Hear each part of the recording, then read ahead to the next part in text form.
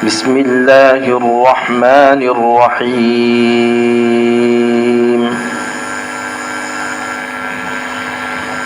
كيف تكفرون بالله وكنتم أمواتا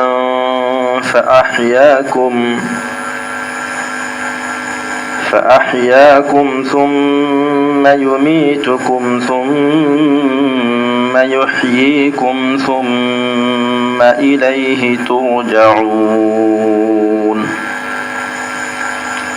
هو الذي خلق لكم ما في الأرض جميعا ثم استوى إلى السماء فسواهن 7 سماوات وهو بكل شيء عليم صدق الله العظيم وصدق رسوله النبي الأمي الكريم ونحن على ذلك لمن الشاهدين والشاكرين والحمد لله رب العالمين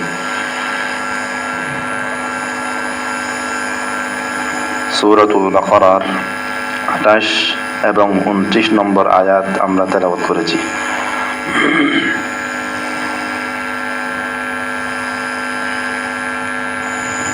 এই আয়াত দুটিতে আল্লাহ রাব্বুল আলামিন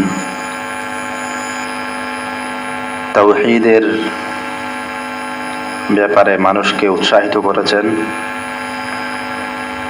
এবং তাওহীদের ব্যাপারে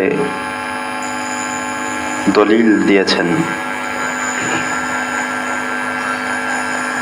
আল্লাহ বলেন, কাইফা তাকফুরুনা বিল্লাহ,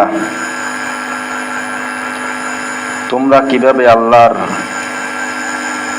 নাশুকরি করছো।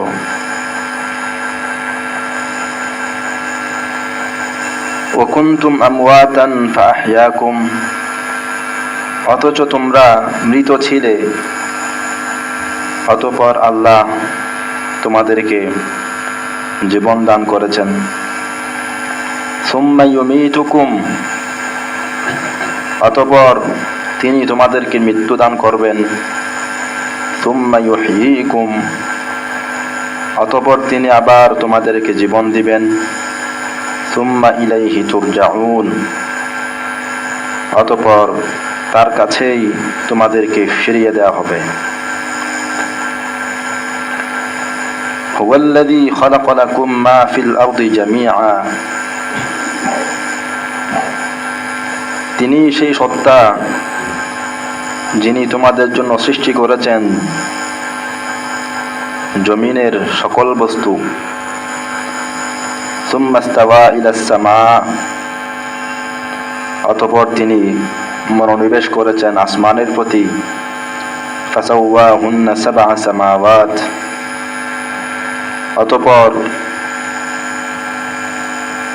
আল্লাহ নিখুঁতভাবে তৈরি করলেন 7 আসমান। ওয়া হুয়া বিকুল্লি শাইইন আলিম, আর তিনি সকল বিষয়ে মহাজ্ঞানী।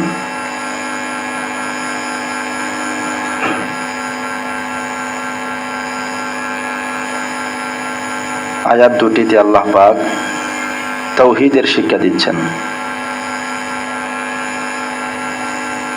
তাওহীদের অর্থ হলো আল্লাহর সাথে কাউকে শরীক করা যাবে না। মক্কার কাফিররা আল্লাহকে বিশ্বাস করত ঠিক, তবে আল্লাহর সাথে আরো অনেক মাবুদ, অনেক খোদাকেও বিশ্বাস করত। অনেক মূর্তির তারা পূজা করত। খ্রিস্টান সম্প্রদায় ঈসা আলাইহিস সালামকে 3 খোদার 1 খোদা বলে বিশ্বাস করে। এভাবে অগ্নি পূজক সম্প্রদায় আগুনের পূজা করে। কিছু মানুষ আছে যারা ফেরেশতার পূজা করে, আবার কিছু মানুষ আছে সূর্যের পূজা করে, আবার কিছু মানুষ আছে যারা শয়তানেরও পূজা করে।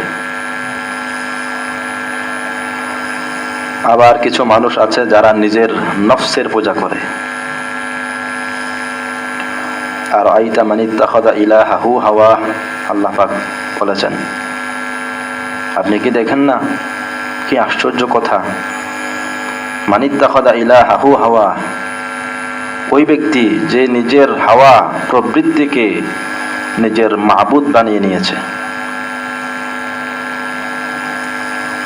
এমন একটা মতবাদও পৃথিবীতে প্রচলিত আছে। এই সবই হচ্ছে শিরক। আল্লাহর সাথে অন্য কাউকে ইবাদতের হক দেওয়া, এটাকে শিরক বলা হচ্ছে। আর এর মাধ্যমে আল্লাহর নাশুকরি করা হয়, আল্লাহকে অস্বীকার করা হয়। আল্লাহর অস্তিত্বকে স্বীকার করছে ঠিক, কিন্তু আল্লাহ যে একক মাবুদ, তার সাথে অন্য কোনো মাবুদ নেই, এটা যদি স্বীকার না করা হয়, এটাও কুফরি, এটাকে শিরক বলা হচ্ছে। আল্লাহ পাক সে কথাটা এখানে বলছেন, কাইফা তাকফুরুনা বিল্লাহ, তোমরা কিভাবে আল্লাহকে অস্বীকার করছো। প্রশ্ন হলো, কাফেররা তো আল্লাহকে অস্বীকার করতো না। অস্বীকার করার মতলব হলো আল্লাহর সাথে আরো বিভিন্ন মাবুদ সাব্যস্ত করা, এটাই আল্লাহকে অস্বীকার করা। কারণ লা ইলাহা ইল্লাল্লাহ, আল্লাহ ছাড়া কোনো মাবুদ নেই। এখন আমি যদি আল্লাহর সাথে আরো মাবুদ সাব্যস্ত করি, তাহলে আল্লাহর এই হকটাকে আমি অস্বীকার করলাম। তা আল্লাহ পাক সেটাই বলছেন, কাইফা তাকফুরুনা বিল্লাহ, তোমরা কিভাবে আল্লাহকে অস্বীকার করছো, অর্থাৎ কিভাবে আল্লাহর সাথে শরীক সাব্যস্ত করছো। এটা অযৌক্তিক কথা, অবাস্তব কথা, এটা তো অসম্ভব কথা। কেন? আল্লাহ পাক বিষয়টা তিনটা পদ্ধতিতে বুঝাইছেন এই আয়াতের মধ্যে, আয়াত দুটির মধ্যে। এক নম্বর, আল্লাহ বলেন, ওয়া কুনতুম আমওয়াতান ফাআহইয়াকুম, তোমরা তো মৃত ছিলে, অতঃপর তিনি তোমাদেরকে জীবন দিয়েছেন। সুম্মা ইউমীতুকুম, অতঃপর তিনি তোমাদেরকে মৃত্যু দান করবেন। ও কুনতুম আমওয়াতান, তোমরা মৃত ছিলে, মানে আমরা যে দুনিয়াতে ছিলাম না এক সময়, এটাকে আল্লাহ পাক মৃত হিসেবে ঘোষণা দিয়েছেন। আমরা মৃত ছিলাম, প্রত্যেকেই প্রত্যেকের পিতার ঔরসে অবস্থান করছিল, এটা মৃত অবস্থা। ফাআহইয়াকুম, অতঃপর তিনি তোমাদেরকে জীবন দিয়েছেন। এখন আমরা যে জীবনে আছি, সেই জীবন। সুম্মা ইউমীতুকুম, অতঃপর তিনি তোমাদেরকে মৃত্যু দিবেন। প্রত্যেক মানুষ একটা সময় পার করার পর মৃত্যুবরণ করবে। সুম্মা ইউহয়ীকুম, অতঃপর আল্লাহ পাক আবার কিয়ামতের ময়দানে জীবন দান করবেন। তো প্রথম বিষয়টা আল্লাহ পাক বুঝাচ্ছেন, আল্লাহর সাথে তোমরা শরীক কিভাবে সাব্যস্ত করছো, অথচ তোমাদের জীবন এবং মৃত্যুর মালিক আল্লাহ। তোমরা মৃত ছিলে, ফাআহইয়াকুম, জীবন দিয়েছেন আল্লাহ। সুম্মা ইউমীতুকুম, মৃত্যু দিবেন আল্লাহ। আল্লাহ বাদে তোমরা যে সমস্ত মাবুদের পূজা করে থাকো, দেবদেবী, সূর্য, শয়তান, ফেরেশতা, ঈসা আলাইহিস সালাম, আরো যারা যারা আছে, এদের কেউ তো তোমাদের জীবন দেয়নি, এদের কেউ তো তোমাদেরকে মৃত্যু দিতে সক্ষম নয়। তাহলে তোমাদের অস্তিত্বের মূল মালিক যিনি, তিনি তো আল্লাহ। তোমাদের জীবন এবং মৃত্যুর মালিক আল্লাহ, তোমার অস্তিত্বের মালিক আল্লাহ, তোমার সত্তার মালিক আল্লাহ। তাহলে সেই আল্লাহর সাথে তোমরা কিভাবে শরীক সাব্যস্ত করো? তোমাদের যুক্তি কি বলে? মানতাম যদি তোমাদের জীবন মৃত্যু দেওয়ার ক্ষেত্রে এদেরও কিছু কাজ আছে, তোমাদের দেবদেবীরাও এখানে কিছু কাজ করেছে, তাহলে মানা যেত এরাও তো ইবাদতের হকদার, আল্লাহ যেমন হকদার এরাও ইবাদতের হকদার। কিন্তু এমন তো নয়। জীবন মৃত্যুর একমাত্র মালিক আল্লাহ, তোমাদের অস্তিত্বের একমাত্র কারিগর আল্লাহ, অতএব আল্লাহর সাথে তোমরা কিভাবে অন্যান্য মাবুদদেরকে শরীক সাব্যস্ত করো। 2 নম্বর আল্লাহ পাক বলছেন, এই যে জীবন, এই যে মৃত্যু, এটা একদিক থেকে আবার নিয়ামত, এটা আল্লাহ পাকের নিয়ামত। বলা হয় স্বাস্থ্যই সকল সুখের মূল। কোন ব্যক্তির কাছে অঢেল সম্পত্তি আছে, গাড়ি বাড়ি অভাব নেই, কিন্তু সেই ব্যক্তির সুস্থতা নেই, অসুস্থ, তাহলে এই সমস্ত তার গাড়ি বাড়ির কোনো মূল্য আছে তার কাছে? এই জন্য বলা হয় স্বাস্থ্যই সকল সুখের মূল। এখন স্বাস্থ্যই সকল সুখের মূল, এখন কোনো মানুষ যদি মরেই যায়, জীবনই লাভ না করে, তো স্বাস্থ্য থাকবে? তাহলে বোঝা গেল স্বাস্থ্যই সকল সুখের মূল। সেই স্বাস্থ্যের মূল কি? জীবন। তাহলে বোঝা গেল জীবন জিনিসটা হচ্ছে সমস্ত নিয়ামতের মূল। সেই জীবন যদি থাকে, অন্যান্য নিয়ামত উপভোগ করার সুযোগ আছে। তো এরকম একটা নিয়ামত আল্লাহ পাক দিয়েছেন, আবার মৃত্যু তিনি দিয়ে দিবেন। তো মৃত্যুটাও এটাও একটা নিয়ামত। তুহফাতুল মুমিনিল মাউত, মুমিনের জন্য মৃত্যু এটা একটা উপহার, হাদিসের ভাষা। কারণ মৃত্যু যদি না হয়, তাহলে আমরা মৃত্যুর দরজা দিয়ে প্রবেশ না করলে আখিরাতে পৌঁছতে পারবো না। আখিরাতে যদি না পৌঁছি, জান্নাত পাবো না। বুঝে গেল, মৃত্যু এটা একটা নিয়ামত। তাছাড়া মৃত্যু যদি না হয়, আদম আলাইহিস ইসলাম থেকে সকল মানুষ জন্ম নিচ্ছে, আর মৃত্যু হচ্ছে না, তাহলে দুনিয়ার অবস্থা কেমন হবে?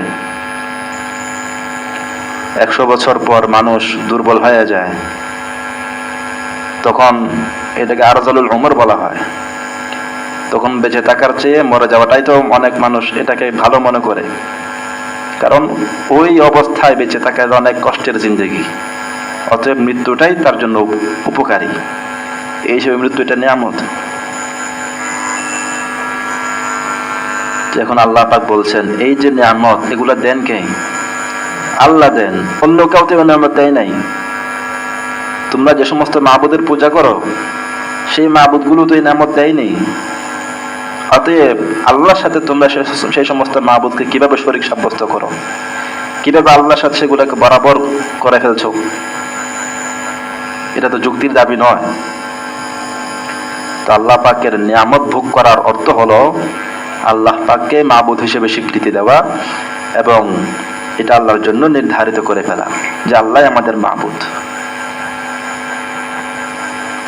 3 নম্বর আল্লাহ পাক বলছেন, প্রথম বললেন মালিক যেহেতু আল্লাহ, আমাদের জীবন মৃত্যুর মালিক যেহেতু আল্লাহ, অতএব ইবাদতের মালিকও আল্লাহ। আমরা আল্লাহ পাকের দেওয়া জীবন এবং মৃত্যুর নিয়ামত ভোগ করছি, অন্যকে আমাদের নিয়ামত দেয়নি। অতএব উনি আমাদের মুহসিন, অনুগ্রহ করেছেন। তার অনুগ্রহের দাবিও হচ্ছে এটাই যে আমরা তাকে মাবুদ হিসেবে স্বীকৃতি দিব, অন্য কাউকে নয়। আল্লাহ পাক এরপরে বলছেন, সুম্মা ইউহয়িকুম, তোমাদের মৃত্যুর পর আবার তিনি তোমাদেরকে জীবন দিবেন।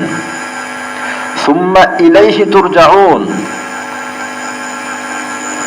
অতঃপর তোমাদেরকে তার দিকেই ফিরিয়ে নেওয়া হবে। এমন তো নয় যে মৃত্যুর পর তোমরা তোমাদের যে সমস্ত মাবুদ ছিল, সেই মাবুদের একটা আদালত কায়েম হবে, সে আদালতে তোমাদের ফয়সালা হবে, এমন তো নয়। অতএব আল্লাহর মালিকানা তুমি স্বীকার করলে না, ঠিক আছে, আল্লাহর অনুগ্রহ তুমি স্বীকার করলে না, এখন তুমি মনে মনে ভাবতে হতো অসুবিধাটা কি? আল্লাহ দিয়েছেন, আমি মানলাম না। আল্লাহ অনুগ্রহ করেছেন, আমি মানলাম না। তো পরে সমস্যাটা কি? সমস্যা তো আছে, কারণ সুম্মা ইলাইহি তুরজাউন, আল্লাহর কাছে ফেরত যেতেই হবে, ধরা খাইবে না সেখানে। যেহেতু আল্লাহর কাছে তোমাকে ফিরিয়ে দেওয়া হবে, আল্লাহর আদালতেই তোমাকে তোলা হবে, অতএব তুমি কিভাবে আল্লাহকে অস্বীকার করছো? যদি অন্য কোনো আদালত থাকতো বা আদালত বলতে কিছুই না থাকতো তাহলে একটা মানতাম, আল্লাহ দিছে আমি মানলাম না, তো সমস্যা তো নেই কোনো, সমস্যা তো আছে এখানে। সুম্মা ইলাইহি তুরজাউন, তোমাকে আল্লাহর দরবারেই তো ফিরিয়ে দেওয়া হবে, আল্লাহর আদালতেই তো তোমাকে তোলা হবে। অতএব তুমি এইসব জেনো কিভাবে আল্লাহর সাথে শরীক সাব্যস্ত করো।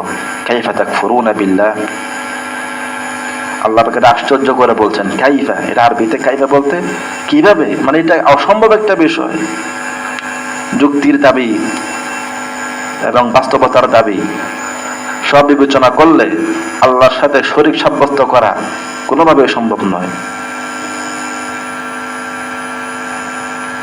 আল্লাহ পাক বিষয়টা আরো বুঝিয়েছেন এভাবে যে আল্লাহ পাকের নিয়ামতের কথা বলছেন, হুয়াল্লাযী খালাকালাকুম মা ফিল আরদি জামিআ, তিনি সেই সত্তা যিনি তোমাদের জন্য সৃষ্টি করেছেন জীবনের জমিনের সকল বস্তু, জমিনে যা কিছু আছে, জমিন সহ জমিনের সমস্ত নিয়ামত, গাছপালা, তরুলতা, পাহাড় পর্বত, নদী নালা, এই সব কিছু আমাদের জন্য সৃষ্টি করেছেন।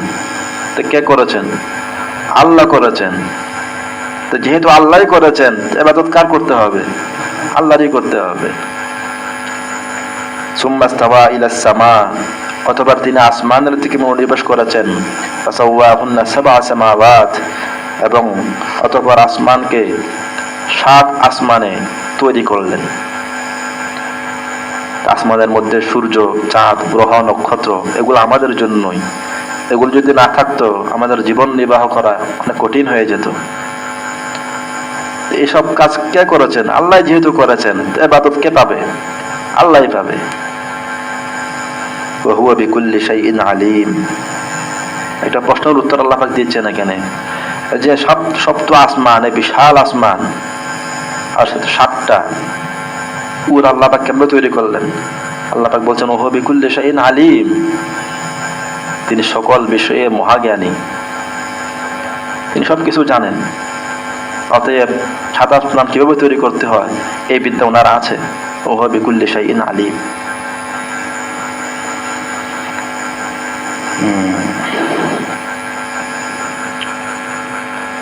তো এটা সারমর্ম হলো যে আমাদের জীবন মৃত্যুর মালিক আল্লাহ, অতএব আমাদের থেকে ইবাদত পাওয়ার মালিকও আল্লাহ। আসমান জমিন সহ সকল নিয়ামত আল্লাহই দিয়েছেন, অতএব আমাদের ইবাদত পাওয়ার অধিকার একমাত্র তারই। এবং আমাদের হিসাব নিকাশের জন্য তার আদালতেই আমাদেরকে উপস্থিত হইতে হবে। অতএব সেই বিবেচনা করেও আমাদেরকে ইবাদত তারই করতে হবে। এখানে প্রাসঙ্গিক কয়েকটা বিষয়। ওয়া কুনতুম আমওয়াতান, আল্লাহ বলেন তোমরা মৃত ছিলে। মৃত বলতে আমরা যে ছিলাম না ওইটাকে মৃত্যু বলা হচ্ছে। ফাআহইয়াকুম, অতঃপর তিনি তোমাদেরকে জীবন দিয়েছেন। সেটা কোনটা? আমরা যে এখন জীবিত আছে এই জীবিতটা আর কি। সুম্মা ইউমিতুকুম, অতঃপর তিনি তোমাদেরকে মৃত্যু দিবেন। প্রত্যেক মানুষ মারা যাবে না, ওই মৃত্যু। সুম্মা ইউহয়িকুম, অতঃপর তিনি তোমাদেরকে আবার জীবন দিবেন। সেটা কোনটা? কিয়ামতের দিন যেটা হবে আর কি। সুম্মা ইলাইহি তুরজাউন, অতঃপর আল্লাহর দরবারে আমাদেরকে উপস্থিত হওয়া লাগবে। এখানে প্রশ্নটা হলো, এখানে 2টা মৃত্যুর কথা পাওয়া গেল, 2টা জীবনের কথা পাওয়া গেল। একটা মৃত্যু আমাদের অস্তিত্বের আগে, আর একটা মৃত্যু সামনে যেটা আসবে। 2টা মৃত্যু পাইলাম। 2টা জীবনের কথাও বলা হয়েছে। একটা জীবন দুনিয়াতে যেটা আমরা আছি, আর একটা কিয়ামতের ময়দানে হবে। এখান থেকে একটা প্রশ্ন আসে, আমাদের বিশ্বাস হলো মানুষ মারা যাওয়ার পর কবরস্থ হওয়ার পর সেখানে আযাব হবে বা নিয়ামত পাবে। আমরা বিশ্বাস করি না? তো আযাব আর নিয়ামত এগুলো ভোগ করার জন্য সেখানে জীবন থাকা লাগবে না? কোন মরা মানুষ কি আযাব আর গজব গুলো ভোগ করতে পারে? যত বোঝা গেল কবরও তো একটা কি আছে, জীবন আছে। আল্লাহ বলেন 2 জীবন, কিন্তু আমরা পাইলাম কয় জীবন? 3 জীবন। এখান থেকে এই সমস্ত আয়াত দিয়ে অনেক ভাই বিভ্রান্তির শিকার। তারা বলেন আযাবে কবর বলতে কিছু নেই, কবরের মধ্যে মানুষ মৃতই থাকবে, সেখানে আযাবও নাই, সওয়াবও নাই, কিছুই নাই, মৃত মৃত। এই জাতীয় আয়াত দিয়ে তারা বিভ্রান্তির শিকার হয়, যেটা আমরা বললাম। আল্লাহ পাক 2 জীবনের কথা বললেন, যদি কবরে আযাব থাকতে হয় জীবন কটা লাগে? 3টা লাগে। তো এখন প্রশ্ন হলো, আসলে যদি কবরে জীবন বলতে কিছু থাকে, আযাব গজব বলতে কিছু থাকে, আল্লাহ বললেন না কেন? এরকম একটা আয়াত অন্য আয়াতের মধ্যেও আছে, রব্বানা আমাত্তানা স্নাতাইন ওয়া আহয়াইতানা স্নাতাইন। কাফেররা আল্লাহর দরবারে উপস্থিত হওয়ার পর কিয়ামতের ময়দানে আল্লাহকে বলবে, হে আমাদের রব, আমাত্তানা স্নাতাইন, আপনি আমাদেরকে 2 মৃত্যু দিয়েছেন, ওয়া আহয়াইতানা স্নাতাইন, 2 জীবন দিয়েছেন, ফাতারাফনা বিযুনুবিনা, এখন আমরা আমাদের অপরাধ স্বীকার করে নিছি, ফাহাল ইলা খুরুজিম মিন সাবিল, এখন এই জাহান্নামের এই আযাব থেকে বের হওয়ার কোনো সুযোগ কি আছে? আল্লাহর দরবারে তারা আরজি পেশ করবে। তাহলে 2 জীবন আর 2 মরণ, তাহলে 2 জীবন আর 2 মরণ। ওই আয়াতের মধ্যে জীবন কথার কথা বলা হয়েছে, 2টার কথা বলা হচ্ছে। এই আয়াতের মধ্যে 2 জীবনের কথা বলা হচ্ছে। তাহলে কবরের জীবনের কথা তো আল্লাহ বললেন না, আমরা বিশ্বাস কেমনে করলাম? যদি বাস্তবে এরকম হয়, আল্লাহ বললেন না কেন?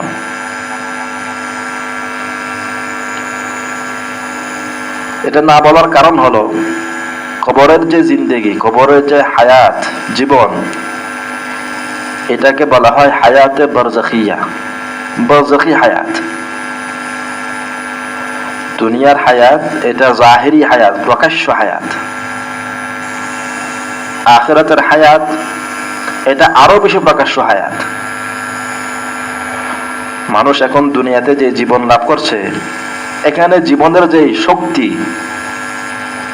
আখিরাতের জীবনের শক্তি আরো বেশি হবে। এজন্য এগুলোকে বলা হয় জাহিরি হায়াত, প্রকাশ্য হায়াত।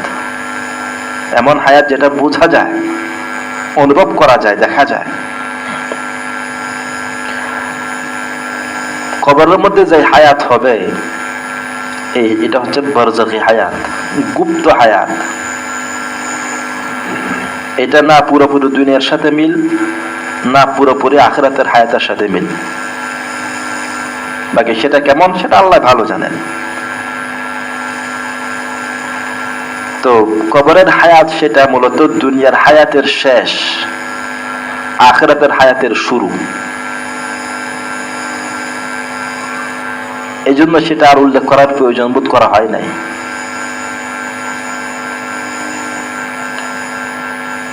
যেহেতু সেটা জাহিরি হায়াত নয়, বারজাখি হায়াত।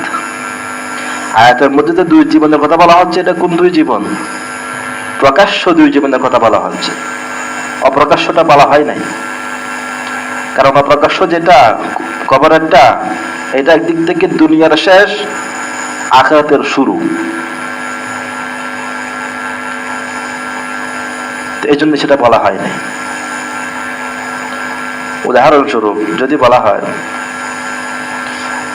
কোথায় যাবেন? চিটাগাং। কিভাবে যাব?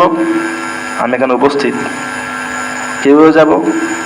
তা আপনি বললেন, এই যে এখান থেকে রিক্সায় করে কল্যাণপুর যাবেন, সেখান থেকে বাসে উঠে চিটাগাং যাবেন। তাহলে আমি কি রিক্সা এখান থেকে উঠবো, না তেরের মাথার থেকে উঠবো? তেরের মাথার থেকে উঠবো, রাস্তার মাথার থেকে উঠবো। তাহলে আমাকে চিটাগাং যাইতে হলে এখান থেকে যাওয়া লাগবে না? আমি সেটা উল্লেখ করলাম? উল্লেখ করা হয় নাই কেন? এটা তো নগণ্য বিষয়, মূল বিষয় হচ্ছে আমি রিক্সায় চড়বো, এরপরে বাসে উঠবো, হাঁটার পথটা আর উল্লেখ করা হয় নাই। তো উল্লেখ না করা তো কি করে হাঁটার পথ নেই? হাঁটার পথ আছে, কিন্তু সেটা উল্লেখ করার প্রয়োজন মনে করা হয় না। এটা উল্লেখ না করলেও একদম বোঝা যায়। এখনো বিষয়টা সেরকম। প্রকাশ্য দুই হায়াতের কথা বলা হয়েছে, মাঝখানে যে হাঁটার পথ খবরেরটা ওটার উল্লেখ করা হয় নাই। বাকি কোরআনের আয়াত, হাদিস এবং উম্মতের ইজমা এর মাধ্যমে কবরের হায়াত এটা প্রমাণিত। এটা অস্বীকার করার কোনো সুযোগ নেই। আল ইবানা এরকম একটা কিতাব আছে, আকীদার যে ইমাম আবুল হাসান আশআরী রাহমাতুল্লাহি আলাইহি, তার কিতাব। তিনি সেখানে বলেছেন, আজমা আস-সাহাবাতু ওয়াত তাবিউন, সমস্ত সাহাবায়ে কেরাম এবং সমস্ত তাবিঈনরা এই বিষয়ে একমত যে কবরের আযাব এটা সত্য। বুখারী, মুসলিম সহ হাদিসের প্রায় প্রত্যেক কিতাবে কবরের আযাব যে সত্য এই ব্যাপারে অসংখ্য হাদিস আছে, এবং এই ব্যাপারে কবরের আযাব সত্য এই ব্যাপারে সেখানে শিরোনাম আছে, আলাদা অধ্যায় আছে। রাসূল করিম সাল্লাল্লাহু আলাইহি ওয়াসাল্লাম প্রত্যেক নামাজের পরে কবরের আযাব থেকে পানাহ চাইতেন। আল্লাহুম্মা ইন্নী আউযু বিকা মিন আযাবিল কবর ওয়া মিন ফিতনাতিল মাসীহিদ দাজ্জাল। আর অনেক লম্বা দোয়া, নামাজের মধ্যে উনি এটা দোয়া করতেন, হে আল্লাহ, আমি আযাবুল কবর থেকে, কবরের আযাব থেকে পানাহ চাই, মাসীহে দাজ্জালের ফিতনা থেকে পানাহ চাই। তো কবরের আযাব যদি নাই থাকে উনি পানাহ চাইবেন কেন? হাদিসের মধ্যে আরো এসেছে, ইস্তানজিহু মিনাল বাউল ফাইন্না আম্মাতা আযাবিল কবরি মিনহু। তোমরা পেশাব থেকে বেঁচে থাকো, কেননা অধিকাংশ কবরের আযাব পেশাবের কারণেই হবে। এই জন্য পেশাবের ব্যাপারে সতর্কতা থাকা উচিত। প্রস্রাব করার সময়, ইস্তিনজা করার সময় নরম জায়গায় ইস্তিনজা করা, যাতে ছিটে ফোঁটা গায়ে না লাগে। যদি লেগেও যায় সেটাকে পরিষ্কার করে ফেলা, পানি দিয়ে ধুয়ে ফেলা। তো পবিত্র থাকলে এটার কারণে আযাব হয়। ইস্তানজিহু মিনাল বাউল ফাইন্না আম্মাতা আযাবিল কবরি মিনহু। রাসূল সাল্লাল্লাহু আলাইহি ওয়াসাল্লাম আরো বলেছেন, আযাবুল কবরি হাক্কুন, রাসূলের ভাষা, কবরের আযাব সত্য, বুখারীর হাদিস। অতএব এটাকে অস্বীকার করা যাবে না। কোরআনের অসংখ্য আয়াত দ্বারা সেটার ইঙ্গিত পাওয়া যায়। যেমন আল্লাহ পাক বললেন মুনাফিকদের ব্যাপারে, সানুআযিবুহুম মাররাতাইন, আমি মুনাফিকদেরকে দুইবার শাস্তি দিব। দুইবার শাস্তি কি? মুফাসসিরিনে কেরাম বলেন, একবার শাস্তি দুনিয়াতে আর একবার কবরে। তারপর সুম্মা ইউরাদ্দুনা ইলা আযাবিন নার, কিয়ামতের দিন তাদেরকে আযাবুন নারের দিকে ফিরিয়ে দেওয়া হবে, জাহান্নামের শাস্তি দেওয়া হবে। বাকি এর আগে আরো দুইবার শাস্তি, কবরে এবং কোথায়? দুনিয়াতে। প্রায় এরকম 10-12টা আয়াত আছে যেগুলোর দ্বারা বোঝা যায় যে কবরের আযাব এটা সত্য একটা বিষয়। সবচেয়ে সরিহ, প্রকাশ্য, স্পষ্ট যে আয়াত, যেটা সূরাত গাফিরের আয়াত। আল্লাহ পাক বলছেন ফেরাউনের ব্যাপারে, ফেরাউন সম্প্রদায়ের ব্যাপারে, ওয়াহাকা বিআলি ফিরআউনা সুউল আযাব আন-নারু ইউরাদুনা আলাইহা গুদুওয়ান ওয়া আশিয়্যা। ফেরাউন এবং তার সম্প্রদায়, তাদের শাস্তির কথা বলা হচ্ছে যে আন-নারু ইউরাদুনা আলাইহা গুদুওয়ান ওয়া আশিয়্যা, সকাল সন্ধ্যা তাদের সামনে জাহান্নামের আগুনকে পেশ করা হয়। ওয়া ইয়াউমাল কিয়ামাতি আদখিলু আলা ফিরআউনা আশাদ্দাল আযাব, আর কিয়ামতের দিন বলা হবে যে ফেরাউনের সম্প্রদায়কে তোমরা কঠিনতম আযাবের দিকে নিক্ষেপ করো। তাহলে বোঝা গেল কিয়ামতের আযাবের আগেই আল্লাহ পাক বলছেন কি, আন-নার ইউরাদুনা আলাইহা গুদুওয়ান ওয়া আশিয়া, সকাল সন্ধ্যা তাদেরকে আগুন দেখানো হয়, আগুন প্রদর্শনী করা হয়। এটা কোথায়? কবরে। যেহেতু এর পরে কিয়ামতের কথা আলাদা বলছেন, জাহান্নামের শাস্তির কথা আলাদা বলছেন, এটার আগে বলছেন সকাল সন্ধ্যা তাদেরকে কি দেখানো হয়? আগুন দেখানো হয়। অন্য তাফসীরের মধ্যে আগুনে পোড়ানো হয়, এরকমও আছে। তাহলে সেটা কোথায় হবে? সেটা কবরেই তো হবে। এজন্য কোরআনের আয়াত দ্বারা কবরের আযাব এটা প্রমাণিত। এটা যদি কেউ অস্বীকার করে তাহলে অমুসলিম তাকে বলা হবে না, কাফির তাকে বলা হবে না, বাকি সেটা আহলুস সুন্নাত ওয়াল জামাতের আকীদা নয়। আহলুস সুন্নাত ওয়াল জামাতের আকীদার অন্যতম একটা আকীদা হলো যে কবরের আযাব সত্য, এটা বিশ্বাস করতে হবে।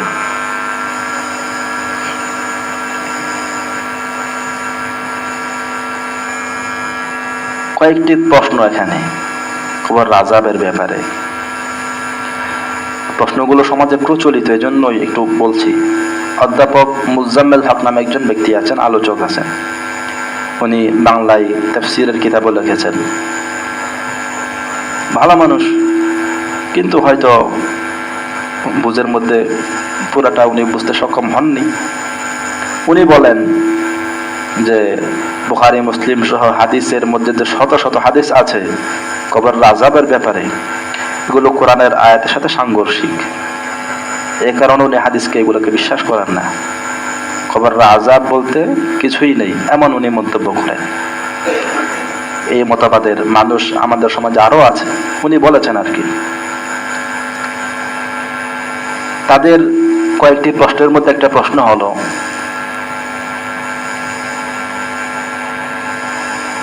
হিসাবের দিন তো কিয়ামতের দিন, তাহলে হিসাবের আগে আযাব হবে কেন? প্রশ্ন যৌক্তিক কিনা? এখনো তো হিসাব হয়নি, কবরে তো হিসাব হয়নি, তাহলে হিসাবের আগে আযাব হবে কেন? এই প্রশ্নের উত্তর হলো, হিসাবের আগে আযাব হবে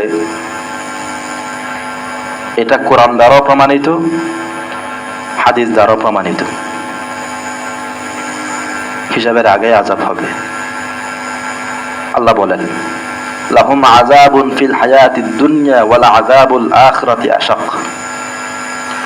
কাফেরদের জন্য দুনিয়ার জীবনেও শাস্তি আছে। লাহুম আযাবুন ফিল হায়াতিদ দুনিয়া, দুনিয়ার জীবনেও তার কাফেরদের জন্য শাস্তি আছে।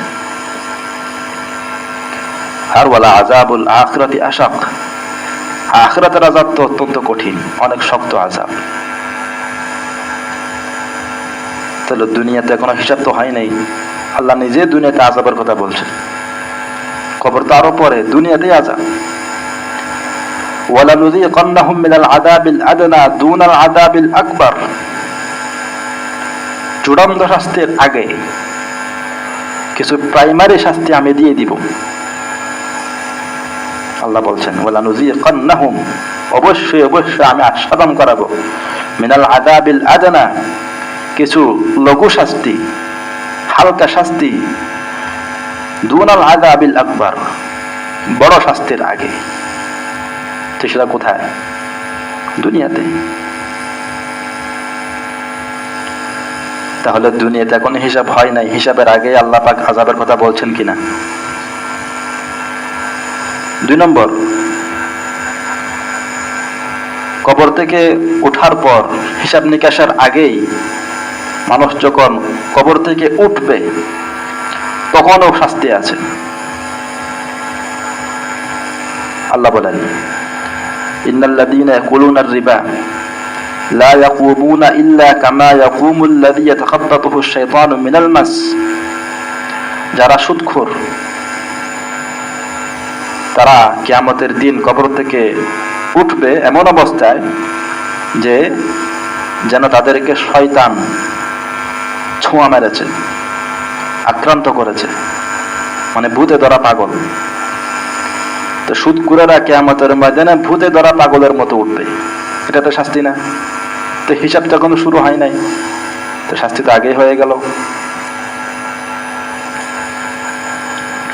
ومن أعرض عن ذكري فإن له معيشة ضنكا ونحشره يوم القيامة أعمى। আল্লাহ বলেন, যারা কোরআন থেকে বিমুখ থাকবে তাদেরকে আল্লাহ বলেন আমি নাহশুরুহু ইয়াউমাল কিয়ামাতি আ'মা, কিয়ামতের দিন অন্ধ অবস্থায় তাদেরকে উঠাবো।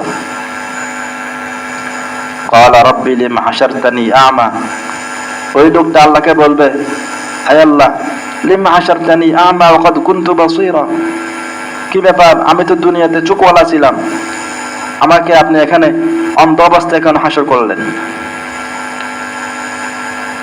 আল্লাহ কি বলবেন? ক্বালা কাযালিকা আতাতকা আয়াতুনা ফানাসিতাহা ওয়া কাযালিকা আল-ইয়াওমা তুনসা। বিস্তারিত যাই হোক, তাহলে এই যে হিসাবে কোনো শুরু হইল না, যখন সে কবর থেকে উঠছে কিয়ামতের মাঠে, তখন সে অন্ধ অবস্থায় উঠছে, এটা কি শাস্তি নয়? তাহলে বোঝা গেল হিসাবের আগেও শাস্তি কোরআন দ্বারা প্রমাণিত। অতএব হিসাবের আগে কবরে কেন শাস্তি হবে, এই প্রশ্ন যৌক্তিক কোরআন বিরোধী প্রশ্ন। তাছাড়া হিসাবের আগে শাস্তি হওয়াটা এটা অযৌক্তিক কিছু নয়। কেমন সেটা? আপনার বাচ্চা স্কুলে পরীক্ষা দিয়েছে, ফলাফল দিবে 10 তারিখ। এখন 10 তারিখের আগে 8 তারিখ বা আরো আগে আপনি স্কুলে গেছেন, স্কুলে যাওয়ার পর দেখলেন যে ওখানে যে তারা ফলাফল রেডি করেছে, এখনো প্রকাশ করে নাই, খাতা, আপনার বাচ্চার খাতা ফিল করেছে।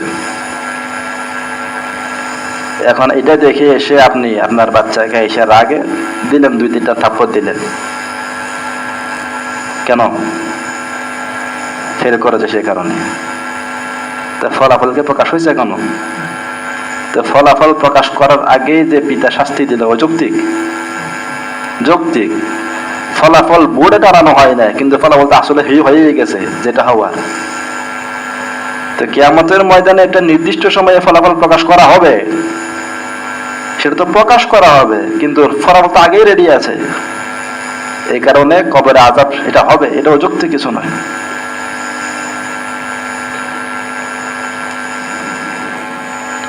তাদের আরেকটা প্রশ্ন,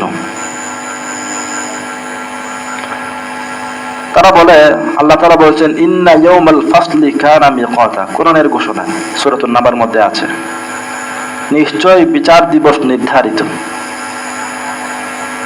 সেটা কোনটা? কিয়ামতের দিন আর কি। আল্লাহ বলছেন বিচার দিবস নির্ধারিত, অতএব সে নির্ধারিত সময়ের আগে বিচার কিভাবে হবে? প্রশ্ন আসে কিনা? আযাব যে আমি দিচ্ছি এটা কি বিচার নয়?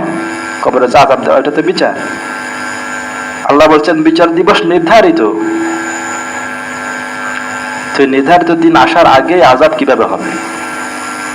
অতএব কবর আযাব বলতে কিছুই নেই। প্রশ্ন, এটার উত্তর হলো বিচার দিবস নির্ধারিত, ওই নির্ধারিত দিনে বিচার দিবস সংগঠিত হবে, কিন্তু বিচার আগেও হইতে পারে।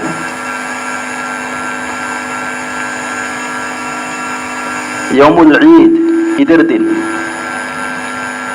ইয়াউমুল ঈদ মানে কি? ঈদের দিন। তো শাওয়ালের 1 তারিখ হচ্ছে কি? ইয়াউমুল ঈদ, ঈদের দিন।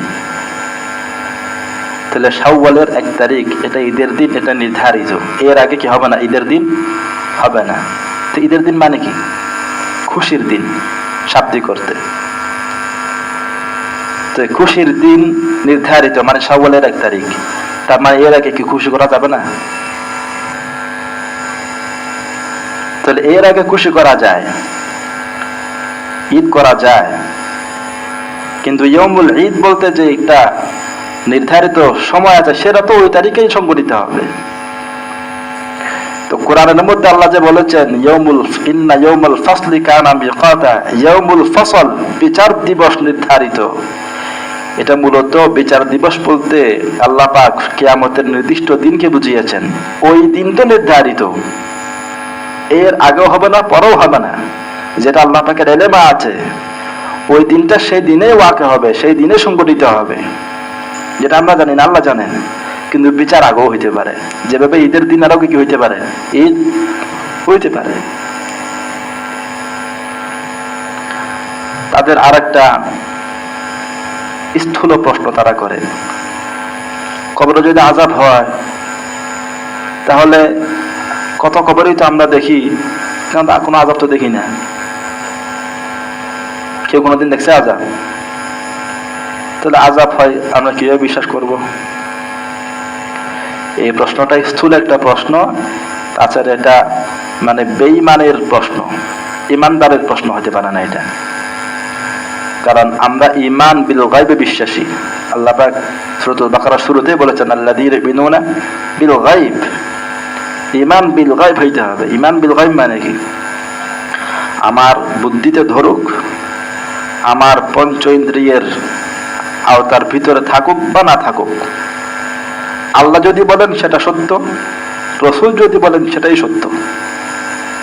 তো কোরআন বলছে কবরে আযাব হয়, হাদিস বলছে কবরে আযাব হয়, উম্মতের ইজমা, সাহাবায়ে কেরাম এবং তাবেঈনদের ইজমা হচ্ছে কবরে আযাব হয়। অতএব সেটা আমি চোখে দেখলেও হয়, না দেখলেও হয়, এটাই বিশ্বাস করার নামে ঈমান বিল গায়ব। এখন আপনি যে বলেন চোখে তো দেখি না, তা কিভাবে বিশ্বাস করবো? তা আপনি আল্লাহ দেখছেন? আল্লাহ বিশ্বাস করেন না? কিয়ামতের দিন দেখছেন? বিশ্বাস করেন না? বিষয়টা এরকমই আর কি। এটা তো ঈমান বিল গায়বের বিষয়।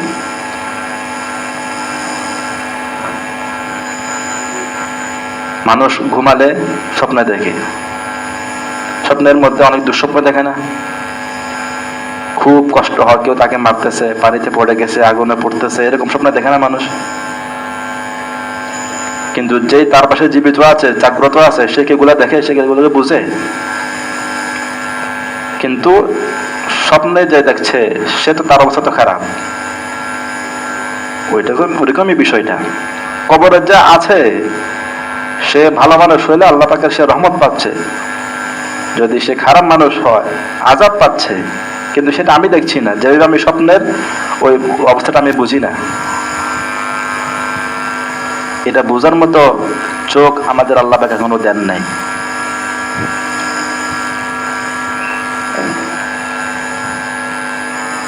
কথার কথা, এখানে একটা সাইনবোর্ড আছে, কোনো মানুষ লেখাপড়া জানে না, সে অক্ষর জ্ঞান নেই, পড়তে জানে না, লিখতে জানে না, এখন সাইনবোর্ডের মধ্যে তার নাম লেখা আছে, মাহফিলের সভাপতি হিসেবে তার নাম লেখা হয়েছে।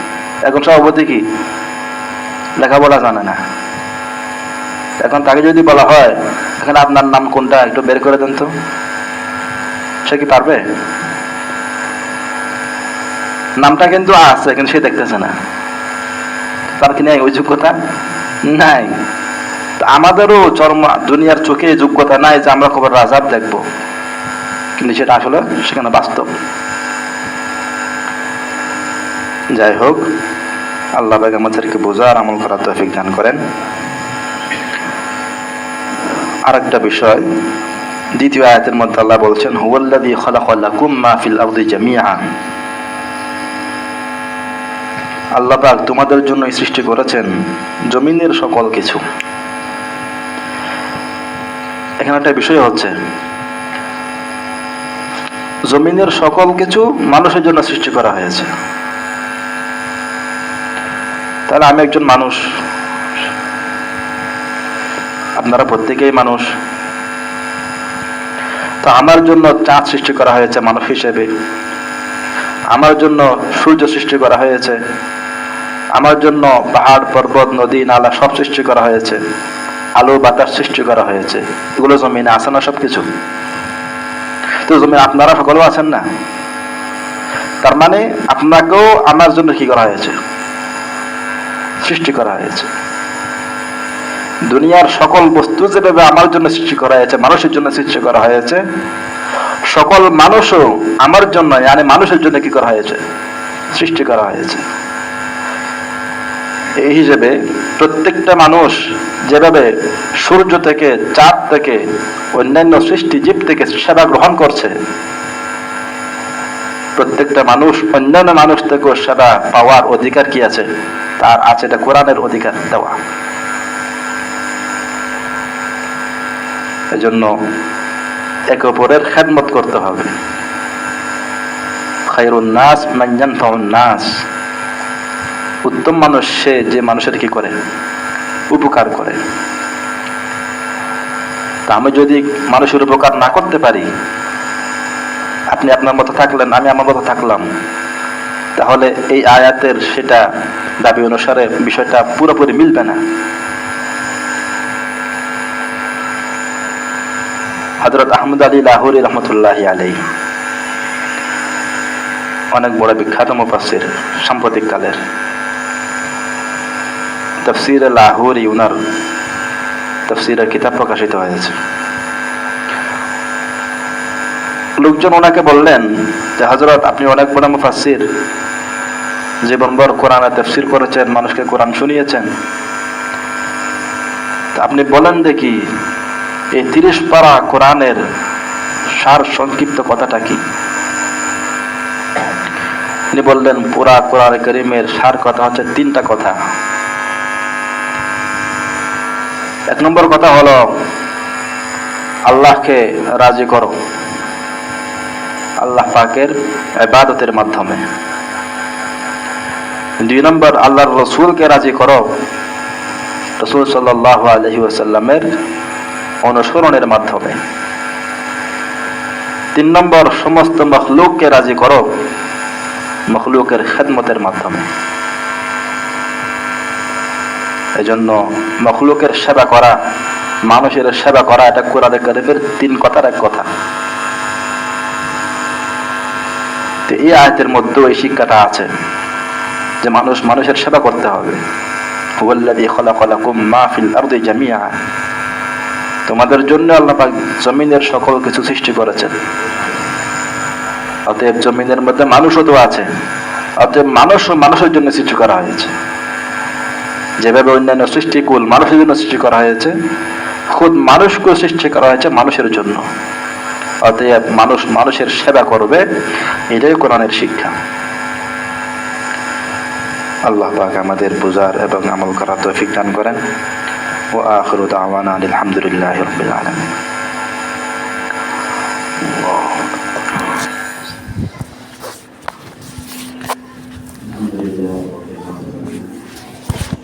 اللهم لك الحمد كما ينبغي لجلال